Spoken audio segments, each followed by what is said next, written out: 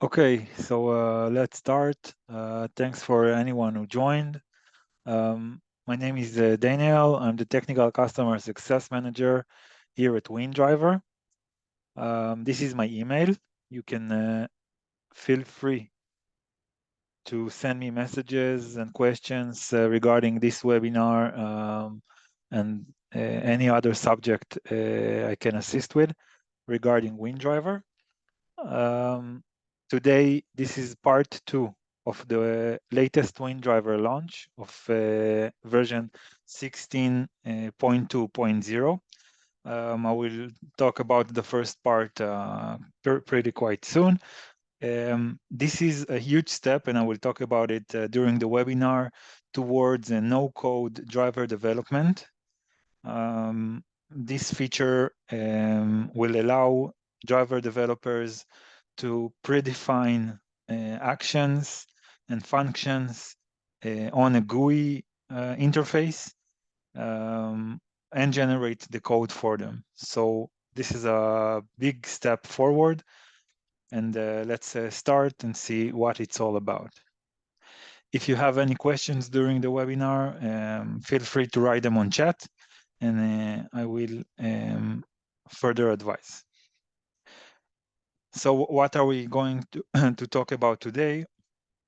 This is the agenda, and we will overview the new version, top features and updates. There are also important security updates, which we recommend upgrading windriver to the latest version due to these improvements. We will then overview windriver's top functionalities.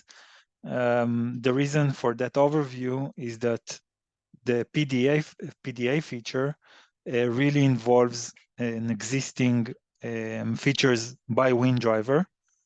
So we will go over them in order to make sure that we understand what windriver does and what value it provides to developers, and how that value is really being enhanced and upscaled with the PDA. Then we will see the predefined actions feature, a very technical guide for how to utilize this feature. And then we will have 3 case studies, which should cover PDA, the concept, the how can things get done with it, and how life can be easier for us to develop driver with this feature. So version 16.2.0 is available for download on our website, on windriver's website, since this week. On Tuesday, we had a webinar for Windows users, which, again, we always think here in windriver on how to make the development process easier. And the first feature automatically signs a test certificate, and avoiding manually disabling digital signature enforcement during development, which is a hassle and headache for Windows driver developers when trying new drivers, unsigned drivers, and when trying to install unsigned INFs. There is a constant need to disable the digital signature enforcement, which requires a reboot, and every crash or hang, it keeps asking to manually disable this enforcement. So with this feature I've talked to about on Tuesday, we developed a very easy and straightforward way to address this issue and make the development of drivers on Windows much easier. This recording will be uploaded to YouTube next week. You can send me an email and I will make sure you will get it as well. On today's webinar, we will talk about other top feature, which is the no-code creation of predefined action flows. Then you can generate it in a code, and it is supported by all WinDriver supported languages. We are talking about C, C#, .NET, Python, Java, and PowerShell. Two enhancements that are good to be noted are the support of both legacy and recent version of Windows 10 and 11. We had an issue since version 15 regarding builds prior to build 19041. So if you ever encounter it when installing INFs, this issue can be resolved using WinDriver version 16.2.0 just by checking a box. I've discussed it more thoroughly in Tuesday's webinar, since it was a Windows related webinar. If you have questions regarding this specific feature or enhancement, you can contact me and I will gladly explain.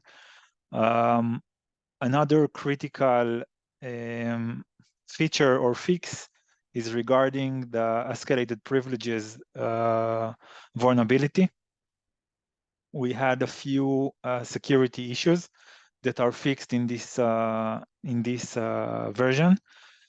The thing with these features, with these issues, is that they can be utilized or taken advantage of only if the system was already hacked, and then we are talking about an escalated privileges issue. This, as I said, this is fixed in this particular version. So in most recent version, we highly recommend upgrading to the latest version in order for this vulnerability not to affect or take place in your driver and development process. So let's talk about WinDriver for some of you who are familiar or unfamiliar with it, and top functionalities. And then we will dive into PDA with and see how can you utilize and use WinDriver functionalities to automate and create flows of actions very easily. So when we're talking about WinDriver, we are talking about an easy user mode driver development. Everything is taking place on the user mode and not on the kernel mode, both on GUI or not. But WinDriver created an API, which I will talk about in the next slide, that allows you to call functions and run kernel operations from the user mode, okay, from high-level functions, high-level functions, high-level API. You can automatically generate driver code in different languages, as I said. We will go through them later. You can modify them as per your device and its specifications, compile it, and then run. So the flow is very easy. You can access kernel functions and devices from the user mode easily with an automated generated code. It supports any USB or a PCIe device, regardless of manufacturer. And there is an enhanced support for specific chipsets from Altera, Xilinx, and Lattice. From examples we written based on specific devices, but we have also many samples and utilities that you can get inspired from and see how we built the code, in the interrupt handlers, the DMAs, etc., and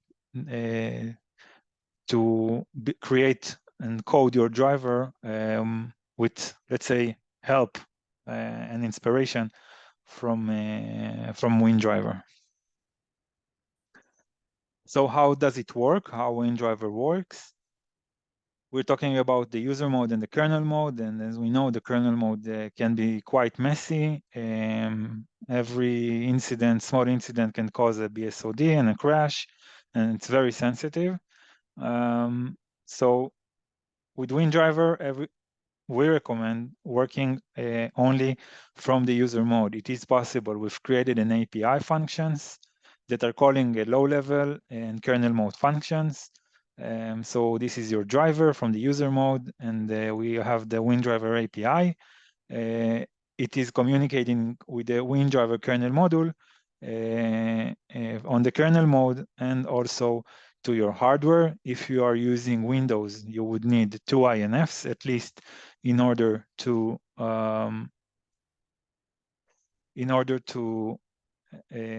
make this work, as INFs authenticates us and eventually you in front of Windows. So this is the basic function. And now it turns even easier when in the user mode you don't only code or use a user app, but doing predefined actions from the wizard itself. And we will see how that happens. So an example for such feature is the read write to device, a very basic function of WinDriver or any card you're using. So in this case, we have a PCI and Intel device with the 2 bars, bar 4 and bar 0. You can add access register and read and write memory to it.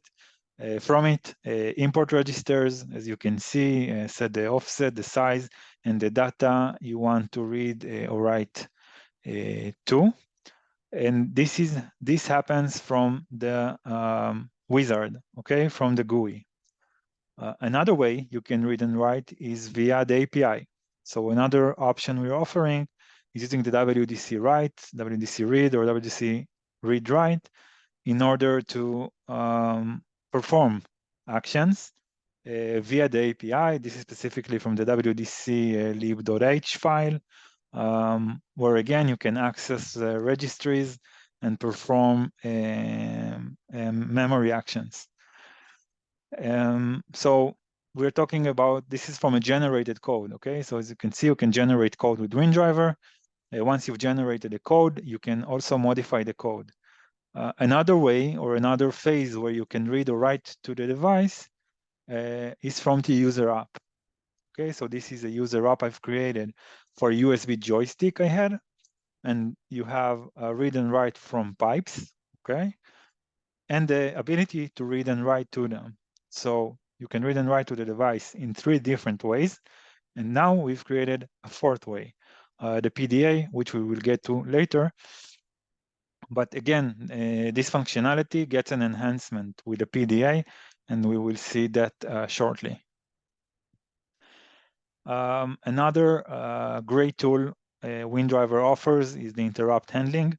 We all know that creating an effective interrupt handler can be quite stressing. So here at WinDriver, we always think about how to make things easier for you. So you can start listening to interrupts and add transfer command and remove transfer commands. The listen to interrupt starts the WDC int enable functions that starts listening to interrupts. And if there is an interrupt, you will get a signal that the interrupt received. You can check out more information on our documentation. But again, there is this phase of the development before you generate the code on the wizard, on the GUI, very user-friendly. You have the function you can utilize after you have generated the code. And if you want to enable an interrupt after you compile the code and you have a user app, you can do so as well. As you can see, got interrupt number 1 when the message data. So on 3 different phases, you can start your interrupt handler. And the listen to interrupt function is important on PDA as well. We will get to that later why, but essentially when we want to know if the interrupt started or not, we will have to, via the wizard, when running a flow, before even generating a code and see that the sequence is going well and the flow is right, we will have to start the listening to interrupts in order to see them on the log. And again, we will get to that in the PDA part. Another thing that we know is very common when talking about PCI is DMA, direct memory access. Very hard to form, to code, a lot of moving parts. Every small detail can cause a crash and a BSOD. So we here are trying to make this thing easier. This is the opposite here. We have the XDMA diag. Okay, this is an example code of DMA, of how to perform DMA. It won't work out of box. You would need to modify a few things, but basically it's a good example. Okay, it's more of an example of how to build a DMA code. Of course, using windriver's API. So you can find it in both sample folder. Yeah, you can find it in the sample folder, and get inspired and see how we've built a DMA code that worked for us. And by modifying a few things, maybe adding functionalities you would like to add, it's supposed to make the whole process of developing a DMA device, DMA function in a DMA supporting device much easier. Another tool we offer is the XDMA GUI, which was designed for a specific device, but again, it is a good example and a good utility to get inspiration and assistance when trying to utilize DMA. So these are two tools. When opening a user app that was compiled and had as DMA feature, you can control the DMA in the user app. As you can see here, interrupt, pulling, you can choose from device to device. And in this case, the message, the data that was sent was a lot of zeros. But you can also perform DMA via the user app if you programmed it accordingly. So again, from a very complex operation, this DMA can be quite, don't want to say easy, but more friendly to perform. So these were examples for windriver's basic functions. Now we will go through the new feature, the predefined actions. I promise that everything that is not clear in the coming steps will be clear after the case studies. Now I will show a step-by-step on how to create a predefined action. And afterwards, it would be much more practical. Okay, we will go over actual case studies where you can see how to utilize this functionality. So when talking about predefined actions, we are talking about a no-code concept where you predefine action flows on the wizard. The code is added to the generated code in all supported languages, which are C, C#.NET, Java, PowerShell, and Python. The flow goes like this. You're setting the flow, the actions you want to take place in a specific flow. You test the flow on the wizard to see that it works as you expect. And according to the device specifications, generating the code where you can see the flow written in code automatically. And eventually run and distribute your driver. Okay, this is pretty straightforward. We will see now how to set the flow. And we will, afterward, we will have a case studies demonstration of different cases of what you can do with the PDA.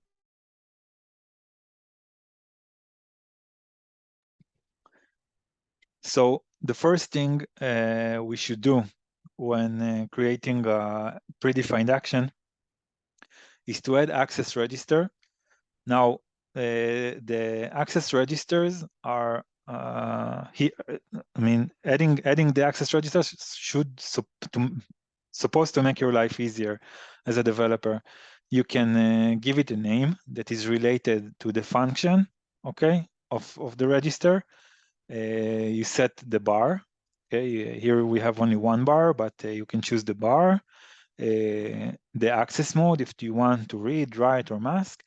Choose the offset as per the device specification, as we will see in the case study, and the size.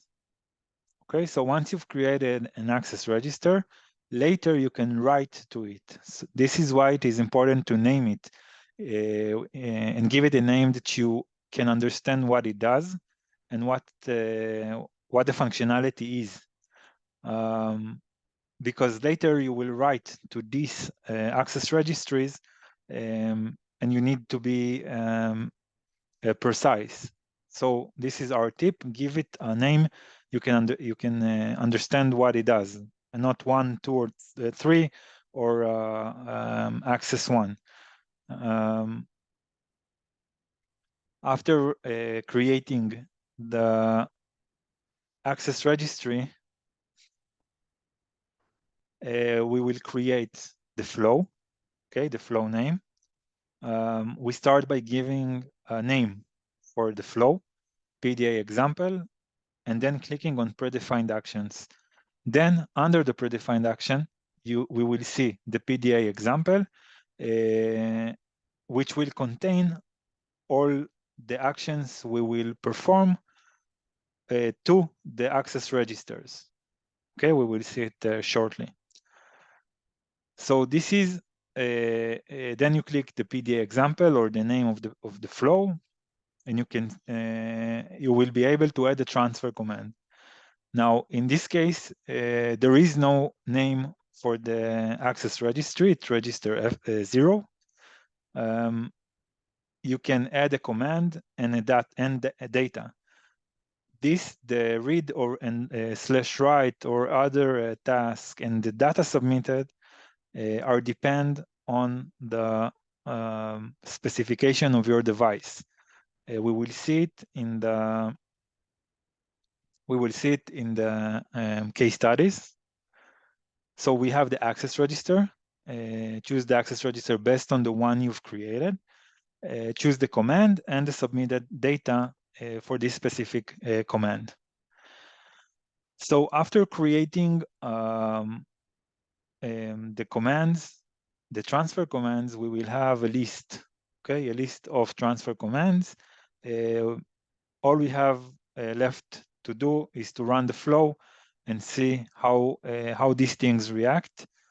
And again, all of this in light of the specification of your card. In this example, and this is, I think, one of the best things in this feature, is that everything you've set on the wizard is generated as code after you generate your project. So in this case, we have check status, start DMA, and clear DMA. Again, giving names that mean something, that I can understand what they are doing without the need to go back to documentation. Choosing the offset, which again are defined in the card specifications, whether by you or by the card manufacturer. Choosing the access mode, and then you can see check status, start DMA, and clear DMA. You can see clear DMA, start DMA, and check status, and everything is according to the offset I defined. Here we have the demo 1, 2, 3 predefined action flow, and here we can see that as well. Before DMA, start DMA, clear DMA, as per the description. Okay, I added an access register and added a description for each one of them. So in this case, we have the check status, start DMA, clear DMA, and check status offset, and I have the description here to each one of them. So you will generate the code, and everything there will be presented as you wrote it on the wizard. Again, to make your life easier when coding drivers, which can be sometimes a lot. So again, a great feature, and it saves you a lot of time before even touching the code. And when you generate the code, you can see everything very clearly. Everything you describe and everything you mention and everything you name will appear in the code very brightly. So it will be easier for you to understand every function and what it does. So, and the last part is the new addition to the user app, that if you added a predefined action, you can see them here. Predefined action flows, number 11. Once you choose that from the menu, you will see the predefined action flows from the user app. So again, you can access them from the code and from the user app. Let's go over the case studies, very interesting ones. We'll start with the demo goal, okay? The goal of the demo, we want to use the different functions of a PCI card using the driver wizard flow. This part is important. We have done, it's also sort of a best practice. What's happening here? This is from Edu, okay? Edu card, and I have, let's say, a PCI card and its specs, meaning what can it do with which offset. So in this case, on offset 4, for example, I have the card liveness check. It is a simple value inversion, meaning if I'm sending in 0, it gives me back 1, and if I'm sending him 1, it gives me back 0. This is from the card specifications, okay? It's not something I have written, but now I can enter it, submit it to my wizard, and have it accessible, okay, and convenient to write things and read things straight from the wizard. So I took every one of the functionalities and added them as access registers on bar 0, okay, because this is the bar we are talking about. And then I can read and write to each of them via the predefined actions. And again, this is something that had to be done with coding and maybe a lot of sweat and tears. And now can be done with the user-friendly interface and straightforwardly. So we went over the card liveness check, which is a simple value inversion. We have the factorial computation function on offset 08, which stores the value it's taken, and factorial of it is put back here. Okay, it stores a value, and it makes a factorial and keeps the value of the factorial. This happens only after factorial bit in the status register is cleared. What is the status register? This happens on offset 20 to 0. When you give it the value of 0, 1, it's computing factorial. And when 80, it raises an interrupt after finishing factorial computation.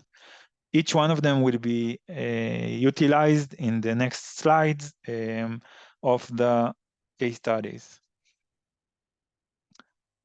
So we have the status register. We have the interrupt status register, which contains the value which raised the interrupt. Okay, we will send the value which will raise the interrupt. On offset 24, it will contain the value that raised the interrupt. We have the interrupt raise register. which raise the interrupt. This is the value that we sent to raise the interrupt, and the interrupt status register, it contains the value. We will use it later. And at last, on offset 64, the interrupt acknowledge register, which clears the interrupt. Okay, the value will be cleared from the interrupt status register. That means that it clears the interrupt and the value from the status register. Let's start with the first example. The first example is pretty simple. It's a liveness check. This is from the device specifications on offset 4. Okay, it is a simple value inversion. So this is from the driver wizard access registry. Remember, I've created a card liveness check on bar 0, an access register of card liveness check on bar 0 according to the offset as per the device specification. And what it does, it is a simple value inversion. So when writing, okay, on the PDA, you can see I have liveness check flow.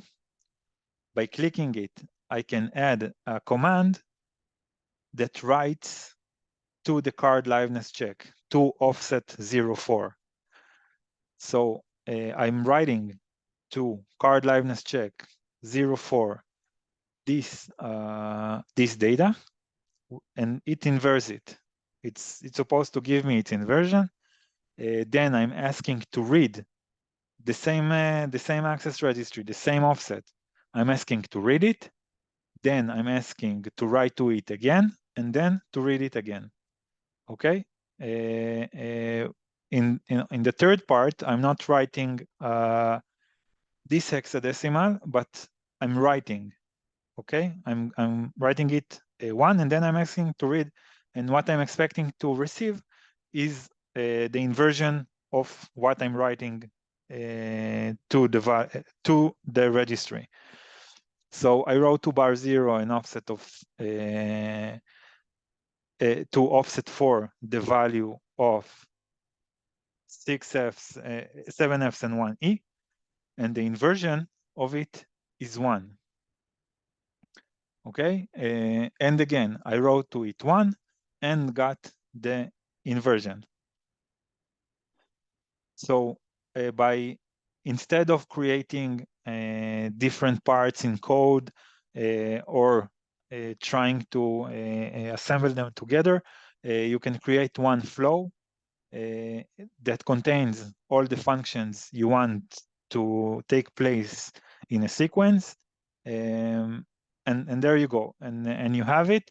And the inversion, it's important to say, is a functionality of the card. Okay, this is something that is defined in the card and not in windriver or Windows. It is set in the card, and you can read and write to the card via the access registers. Let's go to and here you can see it on the wizard. It's on the user app. You've generated a code, you have compiled it, and as I said, on option 11 on the menu, you have predefined action flows. You choose a liveness check, and by clicking liveness check, you can see you write this hexadecimal value, and you get in return when you read, the inversion is 1, and when you write 1, you get the inverted value. Think about how many things you can do and calculate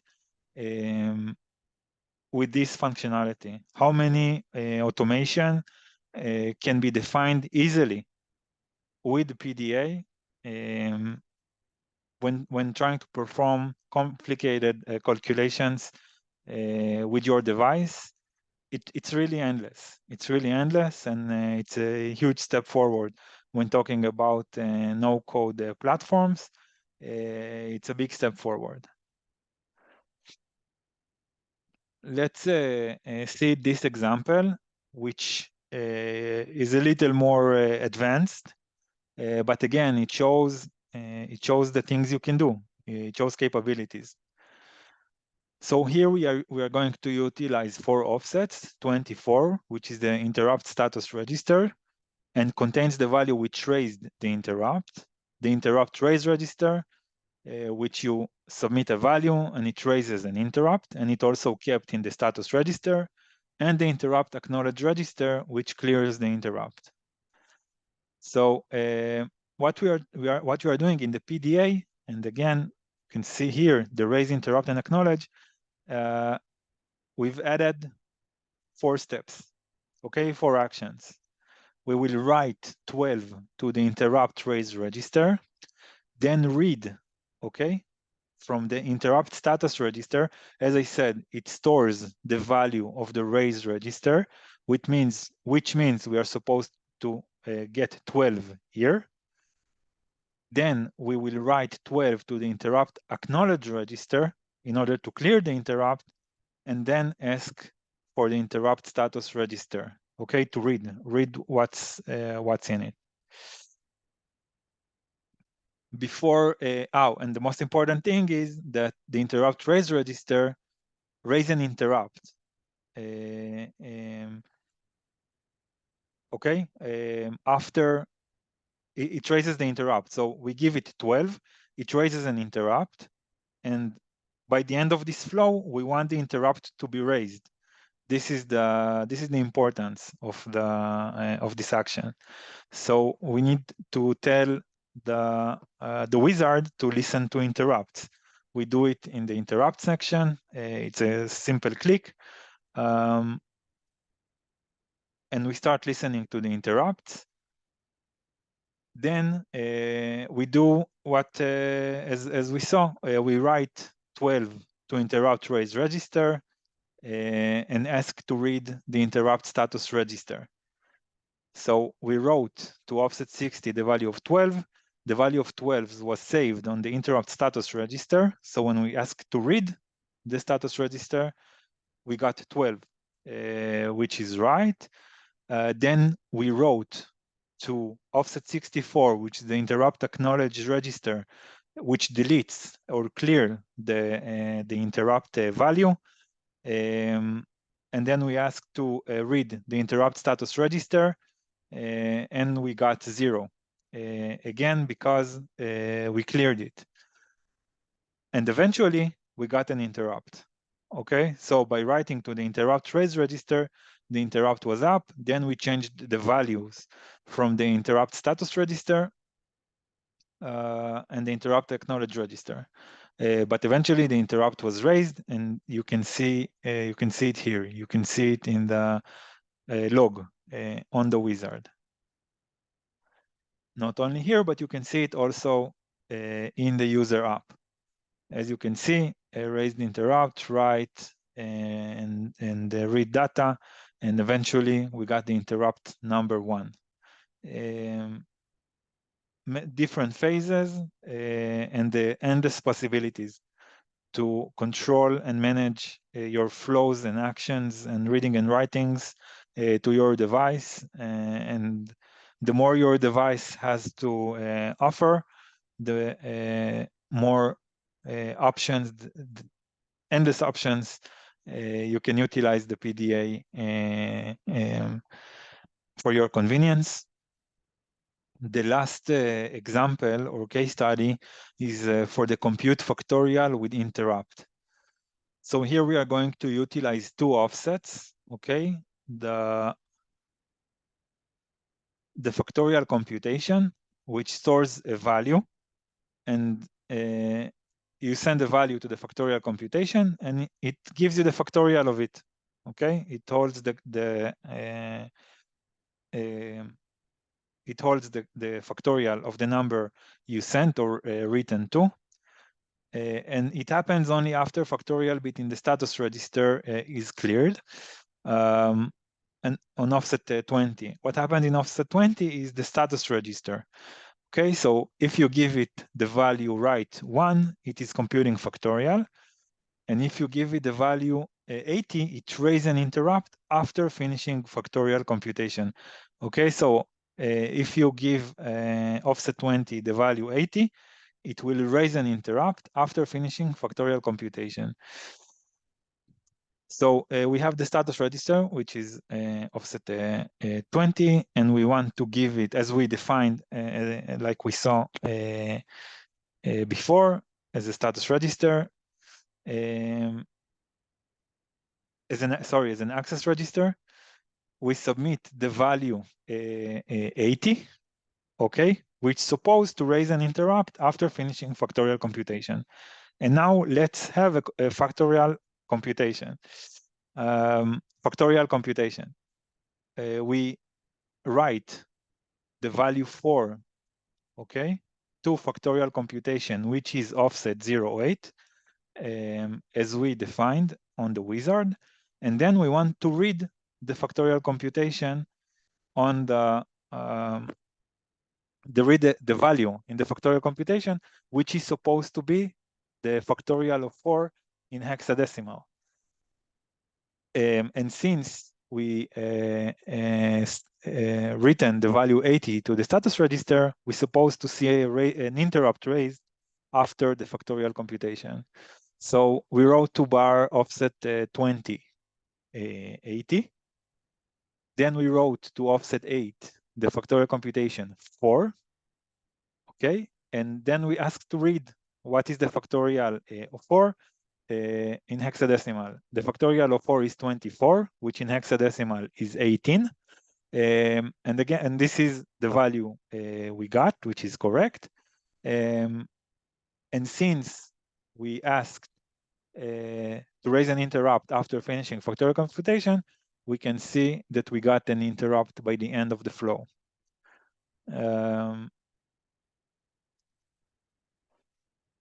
Again, very simple, very makes things a lot simpler, making orders in the actions and flows we want to manage our device with, and a great tool for driver developers in order to perform complex processes and manage them via a simple user mode GUI tool. If you have any questions, please let me know. You can write to me here. You have my email here. If you have, again, questions, feel free to ask. And if not, then thank you very much for attending. Hope to see you in the next webinars.